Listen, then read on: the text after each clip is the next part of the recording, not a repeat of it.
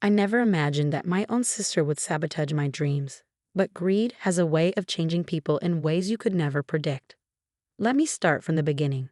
I'm Olivia Bennett, 28 years old, and I've always been the responsible one in the family. While my younger sister Lily spent her college years partying and switching majors every semester, I worked 2 jobs to put myself through business school.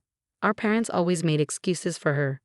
Lily's just figuring things out, or she's too artistic for a conventional career path. I lived frugally, saved every penny, and made smart investments. By the time I was 26, I finally achieved my dream, buying a small but charming Victorian house in a historic neighborhood. It wasn't flashy, but it was mine. Every creaky floorboard, every couped wall, I loved it all. I spent weekends restoring its original features, learning carpentry from online videos, and slowly turning it into my ideal home. But while I was diligently building my life brick by brick, Lily was constructing an illusion. She'd somehow landed a job at an elite marketing agency, thanks to Dad's old golfing buddy, and started dating Zachary Monroe, a wealthy real estate mogul's son. Suddenly, she was all about appearances, designer outfits, leased luxury cars, and a constant stream of Instagram posts showcasing her perfect life. Then came the engagement. Zach proposed with a ring worth more than my entire annual salary, and Lily quickly morphed from high maintenance to full-blown bridezilla. That's when my nightmare truly began. It started with a family dinner at our parents' house. Mom had made her famous lasagna, and the table was set with a fine china, a clear sign something major was on the horizon. "Olivia, sweetie," Lily began, her voice dripping with fake sweetness. "You know my wedding needs to be nothing short of extraordinary. Zach's family expects nothing less than perfection." I nodded cautiously, chewing on some garlic bread. I had already agreed to be her maid of honor despite her demanding nature. "Well, I found the perfect venue, the Somerset Manor. It's this breathtaking historic estate with lush gardens, and they only book a few weddings a year." Her eyes glittered with excitement. "The only problem is, it's a little pricey. $100,000 just for the venue."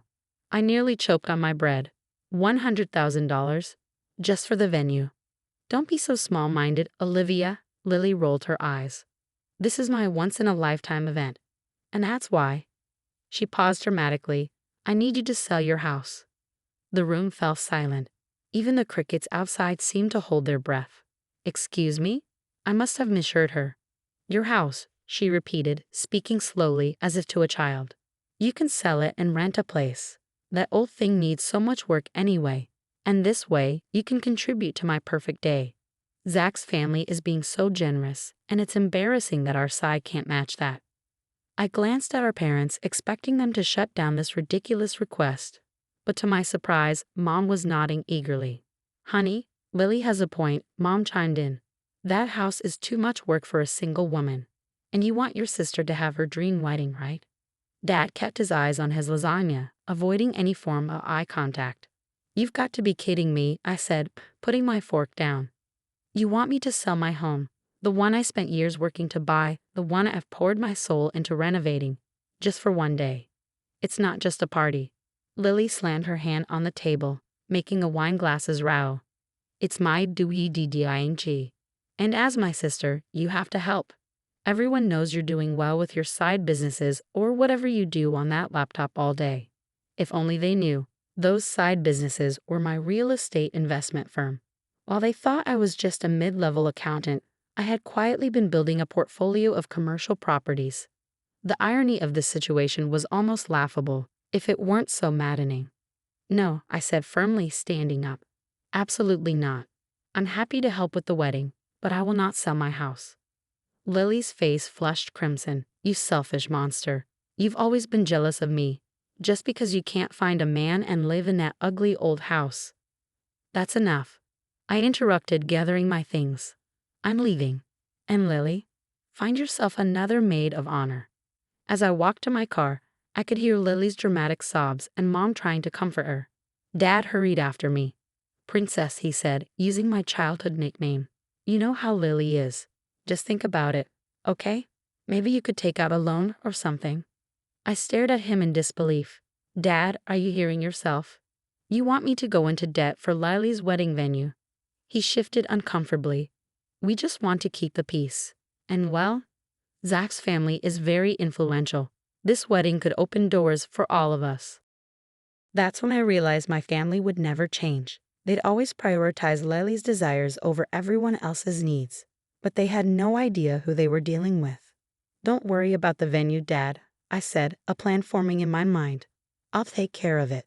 He looked relieved, probably thinking I'd given in. But I had something else in mind entirely.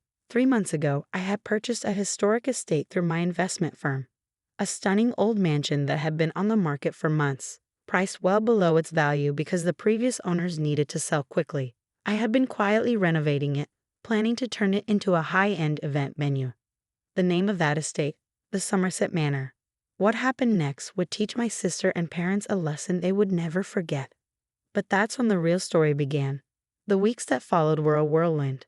Lily continued to bombard me with texts, sending guilt trip after guilt trip, alternating with thinly veiled threats. Mom called daily with new ideas for how I could help with the wedding, from taking out a second mortgage to selling my car. I let them think I was considering their demands while working on my plan in silence. Somerset Manor had been my biggest investment yet. When I first saw it listed, I knew it was a gem.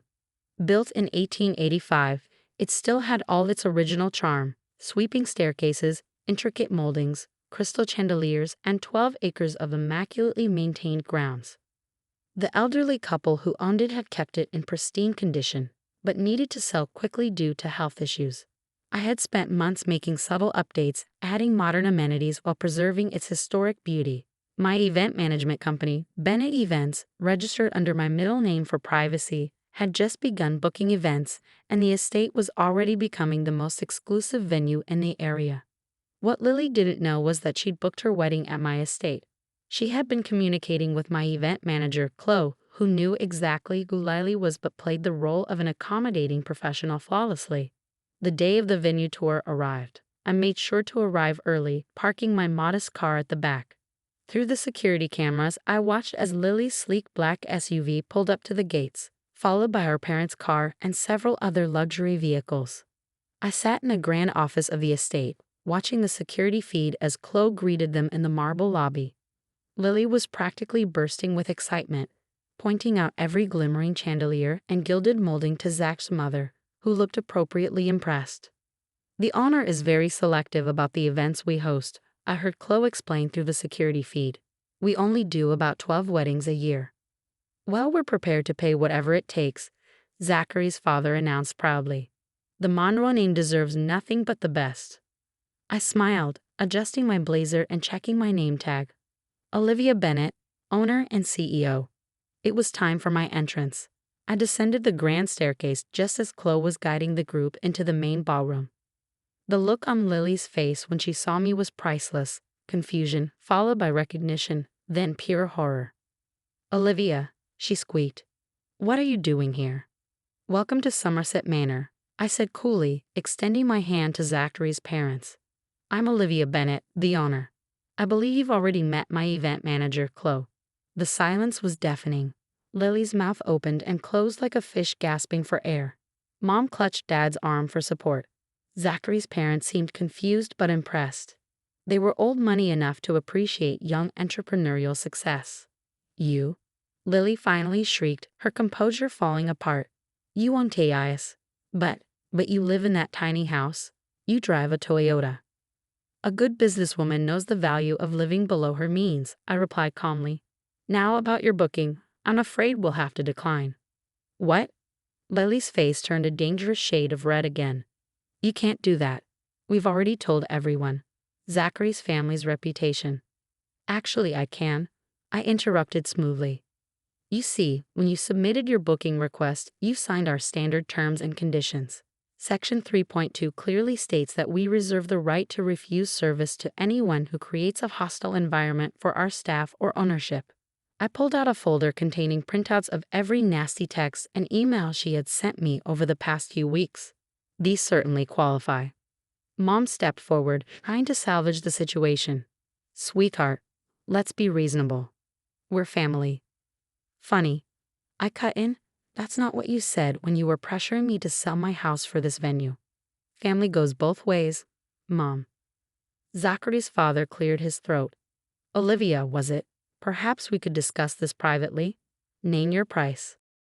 I smiled politely. Mr. Monroe, your son seems like a wonderful person, and I wish him all the best.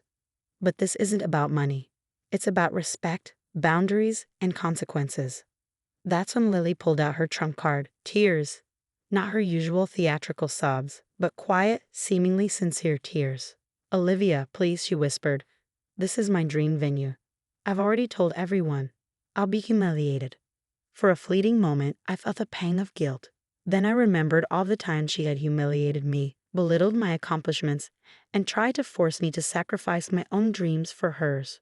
Dreams are curious things, I said softly but firmly. Some people believe they're entitled to them, while others work tirelessly to turn them into reality. I'm sorry, but my decision is final. What happened next was chaos.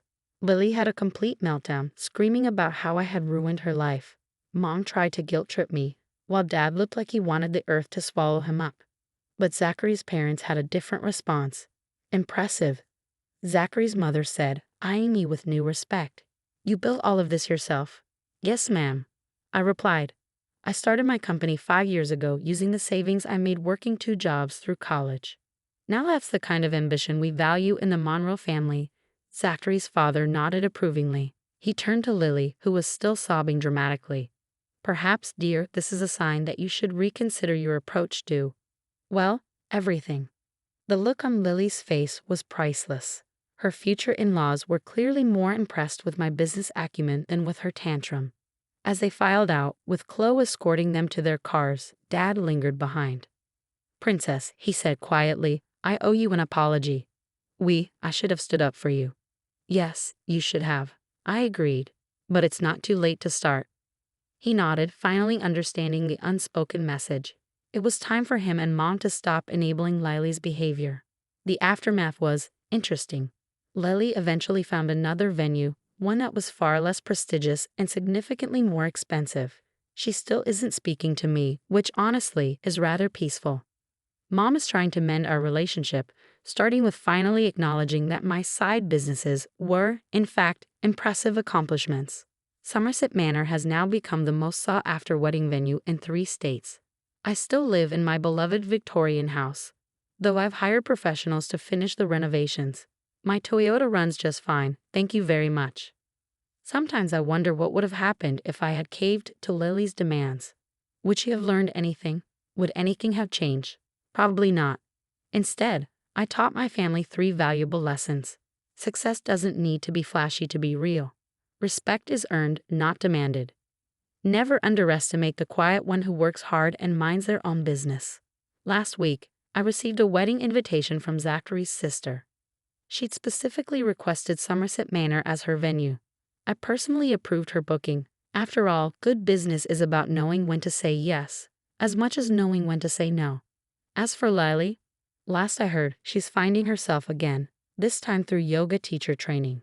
Zachary's parents insisted on a prenup, and apparently, living within an actual budget has been quite an adjustment for her.